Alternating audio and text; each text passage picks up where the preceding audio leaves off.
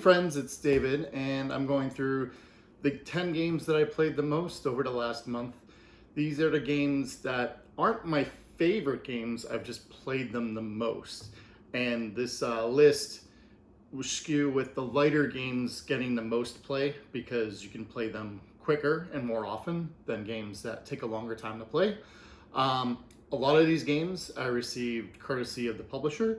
So thank you for the publisher for giving me a copy to share my thoughts on it. So please be advised of that. But my opinions are my own. Take that with a grain of salt as you will. My 10th most played game this past month has been Maximum Apocalypse from Rock Manor Games. There's so many different apocalypse scenarios in this box to choose from, whether it's an alien invasion or a bug invasion or a zombie apocalypse, robots.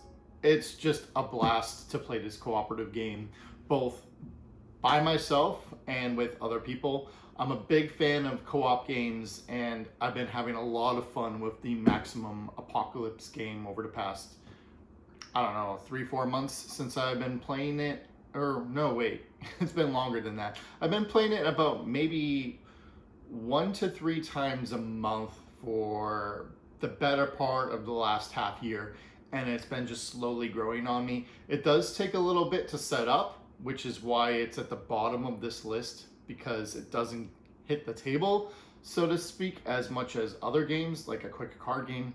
But I generally feel that it is worth the value of this game, and for me it's going to be staying in my collection for the foreseeable future. So that's number 10, Maximum Apocalypse. Number 9 on the games that I played the most over the past month has been Dice Throne Adventures. So this is a cooperative dungeon crawl. I love cooperative games, and I do love myself a dungeon crawl, be it video games or board games. I've been playing a lot of just normal Dice Throne over the past, I don't know, year or so. So much so that I ended up going out and getting Season 2. I was provided with Season 1 and Dice Throne Adventures directly from Roxley. I tend to play the normal Dice Throne a lot more than Adventures, but I got Adventures to the table again, and it's just been a blast. Having that extra mode to play the game that I already enjoy, but it doesn't hit the table as much as just straight up Dice Throne. I think the one-on-one battling in Dice Throne I enjoy more than Dice Throne Adventures. However, when I'm in a specific mood, I do enjoy the dungeon crawl feeling, and this just lets me slot in one of the characters from Dice Throne into a dungeon crawl where you're fighting enemies, getting loot, upgrading your deck a little, going through a campaign. I feel that if you already love Dice Throne and you like cooperative games or dungeon crawlers, then Dice Throne Adventures is going to be something you're going to enjoy if you already play Dice Throne. And if you haven't tried Dice Throne itself, I do really love that dice chucking system, which is really, it's easy to explain to people that aren't into the hobby, because a lot of people have basic knowledge of, like, you know, old school Yahtzee. So Dice Throne Adventures, my number 9. I got it to the table a couple times this past month, slowly working my way through everything. It's been enjoyable. Number 8 on the games I played the most over the past month has been Small Islands from Lucky Duck. This is a tile laying. You're going to be putting out a tile that has water and island, making islands, and then placing a ship and scoring points. It's pretty straightforward. It's not overly complicated. And my group aren't heavy gamers, so lighter things tend to get more play from my collection, even though my tastes skew more towards medium to heavy personally. When I'm playing with my friends, lighter things do get picked. And Small Islands is a lighter title that, if you like tile laying things, might be something worth checking out. So Small Islands from Lucky Duck, and I think it's Mushroom Games. Yeah, Mushroom Games is the company that made this, but it's being distributed by Lucky Duck. So Small Islands, I don't really see many people talking about this. I think it's flying a little under the radar, but it's a nice little Bosk from Floodgate Games. So it's fall, and Bosk is a cool representation of that on the table. You're going to be placing trees in the spring season, and then you're going to be placing game points, and then you're going to be placing leaves for the fall, and then getting points, and you got some squirrels too. So, I mean, it just goes with the season. I feel that the past couple of years, every time it's fall, I've played Bosk a few times, and it's very cathartic, and it's a little thinky, but it's not really thinky at all. So I would definitely say this is a light to very, very light medium game, not very complex at all. 2 to 4 players. You can usually get games done of this in a half hour, sometimes a little more. I mean, if you have, 3 or 4 players, it's going to take longer, but I really like Bosk. And that's, it's fall, September is when I played this, and that's why I got to the table a few times, because the foliage changing color. I really enjoy this one. If you haven't checked it out, I do recommend it. Bosk from Floodgate Games. Keeping on the theme of fall, I have Momiji from Japanime Games. So this is a card game where you're going to be managing your hand of cards of flowers and leaves of the Imperial Garden. It's got a cool theme, good artwork, and the theme of fall again. It's really quick. I just enjoy it. But again, I feel like this is a seasonal game. I don't play it year round. I like playing it in the fall because it's fall.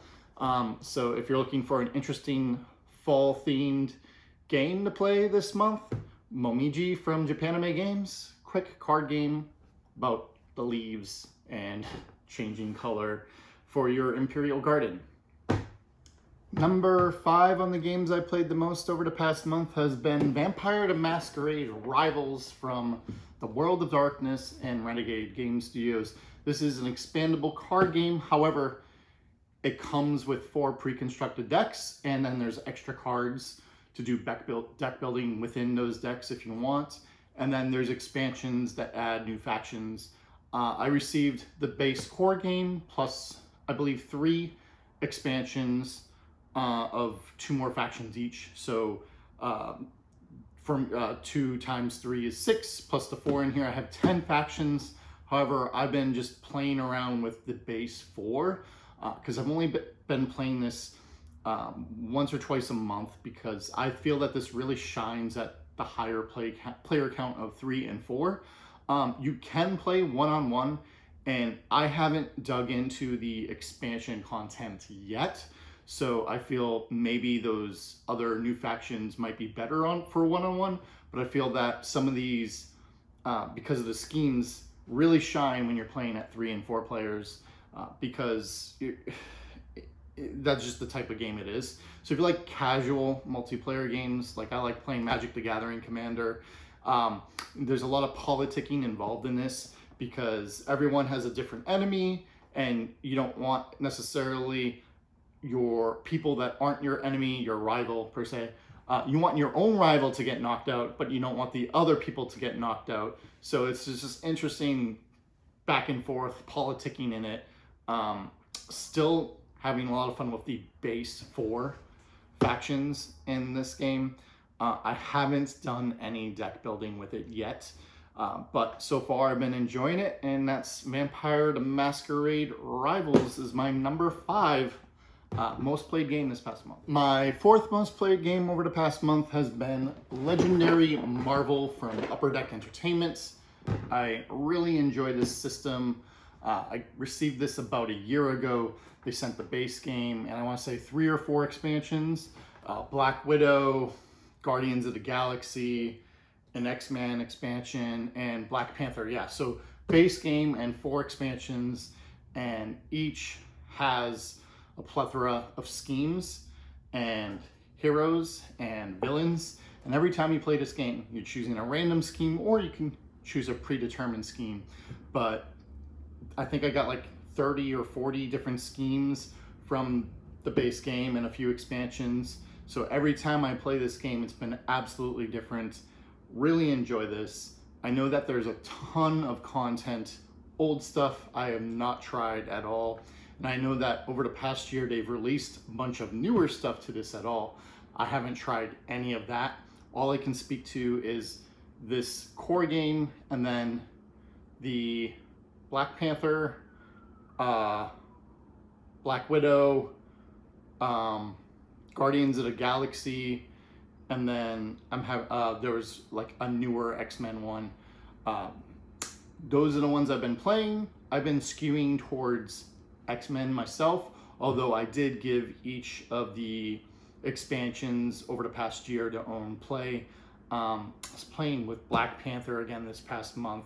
I feel like I go through binge watches with this game and then playing the content. Like I rewatched the Black Widow movie and then played a little of this because of the theme. And I really think that although this is an older game, it's been around for a decade. I've only started playing it the past year, but it's been slowly growing on me, and I don't see myself getting rid of this one anytime soon. I actually really enjoy it, and I think that if I personally had more content for it, I would get it to the table more. I got it to the table, I want to say, like I played a whole like 6 or 7 hours going through solo campaigns myself one day, and then I got it with some friends. We were playing the co-op. So this definitely has been getting play for me every month consistently for like the whole past year. I really enjoy this, and I'd love to try out more. That's Legendary Marvel, from Upper Deck Entertainment. I'm looking forward to seeing the newer stuff from this. Number 3 game I played the most over the past month has been Kapow from Wise Wizard Games. Got this earlier this year at PAX East.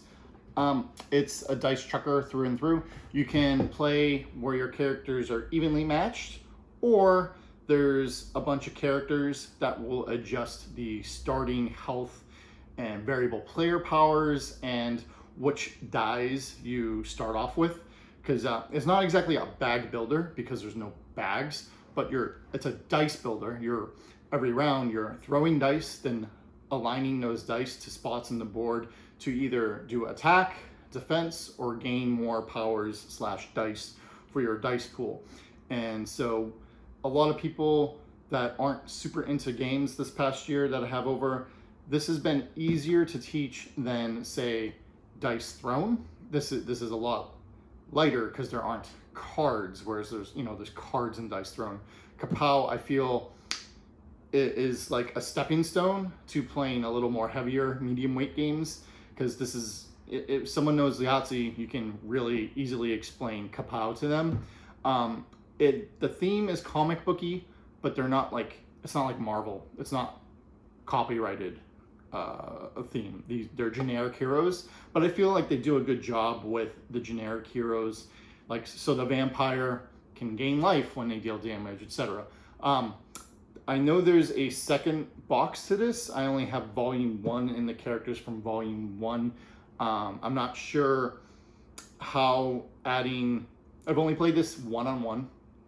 I know that if you have volume 2, you can do multiplayer or just have access to more characters. But I feel that the base game is good on itself. I don't necessarily know that I need the second box to Kapow, and I'm not sure if it would. I have a ton of games behind me, so space is a consideration. I don't know if the second could be slotted into the box if it would fit, or you'd have to have both boxes. If someone really enjoys this system, I would assume they would go for the second box. I personally, if it didn't fit in the first box, I'm not sure that I would need it. I feel like this holds a specific place in my library of games where it's like, oh, really like games. This is light, and then I feel like I would use this as a stepping stone into then teaching a more complex game. I enjoy this. I'm not saying I don't enjoy it, but it's not exactly. I don't feel the urge to pull this out as a one-on-one, because I mean, I think there's Sorcerer from Wise Wizard Games is a lot more complex than Kapow. And if someone's sitting down and you want to play a one-on-one game, I think I'd rather play Sorcerer. But there's a huge learning gap for learning Sorcerer, whereas Kapow, I can teach this to just about anybody, and we're going to have a fun time. Because you're just rolling dice, assigning values of whether we're going to attack, defend, gain special abilities, or a combination of all three. And and just trying to reduce our opponent's life total to 0. So it's very simplistic. You have to think, but at the end of the day, I feel like this is a little bit of rock, paper, scissors. Not that there's anything specifically wrong with that. I just think that for myself, I would rather play a little more complex game. So I feel like maybe I'm rambling and have talked down this game. I really do enjoy it. Otherwise, it wouldn't have been one of my most played games this past month.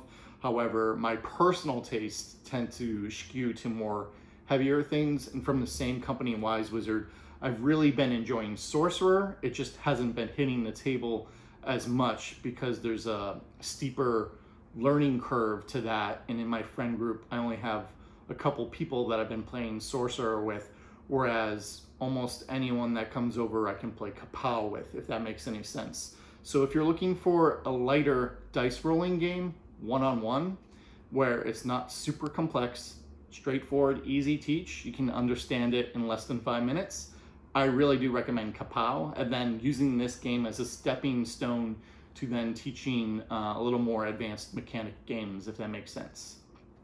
Kapow from Wise Wizard Games. So my number 2 most played game this past month has been Happy City from Gamewright. Not very complex at all. Not super strategic at all. Very, very, very light. 2 to 5 players. You can play it in 20 minutes, 10 minutes. One-on-one, you can play this in like 10 minutes. Under half an hour for 5 people. Very simple, light game where you're laying down residents, commercial buildings, and why am I having a brain fart? If you've ever played like SimCity, you're just very, very light card game where you're choosing if you have enough money / people to play different cards. And once I think you get out to 10, then it's done and you're scoring.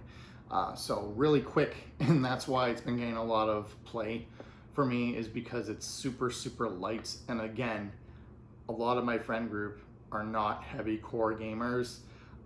So that means for me, I just want to play games. I'm more about the experience with my friends. At the end of the day, if my friends say we want to play Cards Against Humanity, we're playing Cards Against Humanity, even though there's no real, game there.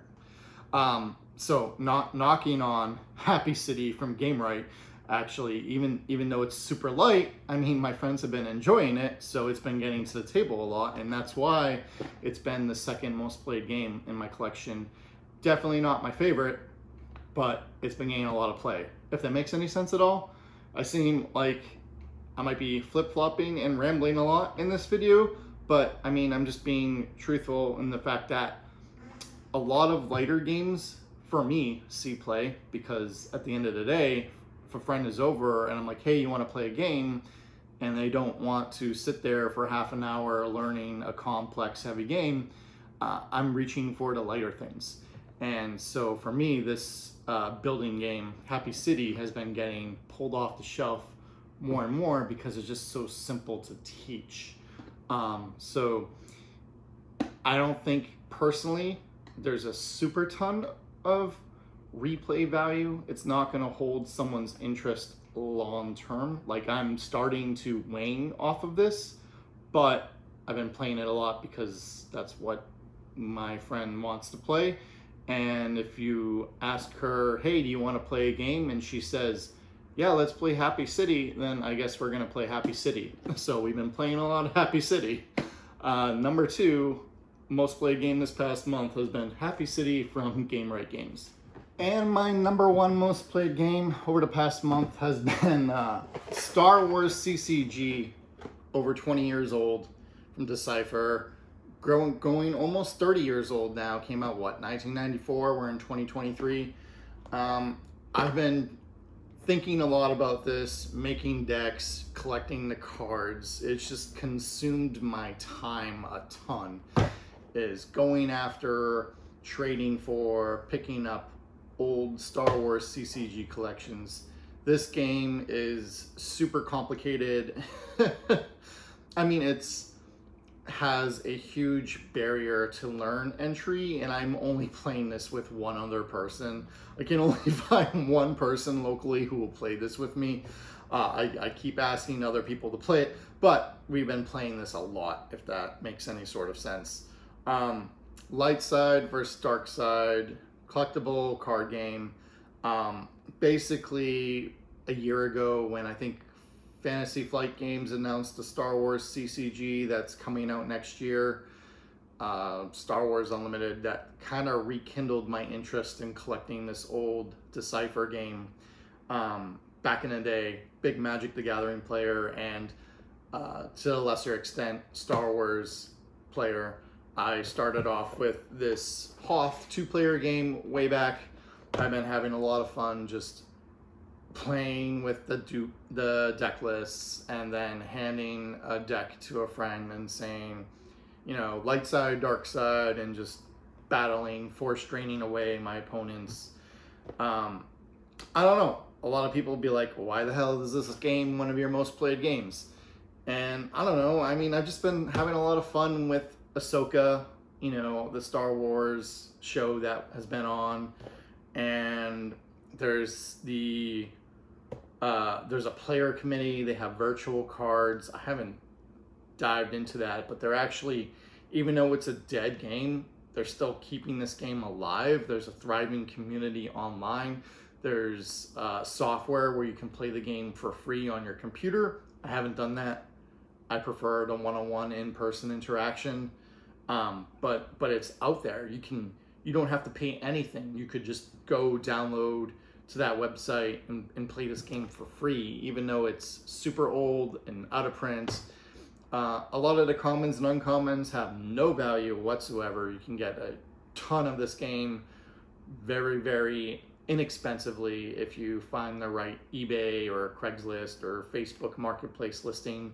The rare cards are super rare. There's stuff that's worth hundreds of dollars. There's a few cards that are worth thousands of dollars. I don't have any of that. I have like, I think now I have mostly all the main characters from the first few sets, slowly getting more.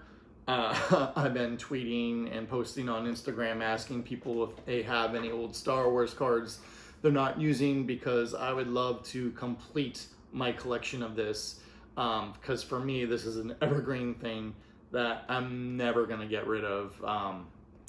The problem is finding people that want to play it with me. That's been an arduous task. So the thing I played the most this past month, spent the most time thinking about, has been Star Wars customizable card game. If you enjoy this type of content, please hit the subscribe button. I'm terrible with video, but I'm trying to get better. I'm going to be doing videos like this every month about just the games I've been playing the most, and then start doing, I guess, video reviews and other stuff like that. So if you enjoy this, please hit that subscribe button, share it with a friend. Yeah, I'm going to try to do more video. I'm used to doing like the written stuff back in the day, but I feel that, you know, as I do this more, I'll become more comfortable with it. and slowly getting the equipment, and eventually we'll be doing more live plays of actually playing games when I'm playing games versus just taking like a static picture here and there to post online. What have you been playing? Tell me in the comments. Let me know what you've been playing. Genuinely, what are you excited for? Yeah, thanks for hanging out with me, and I hope you have a great day. Take care.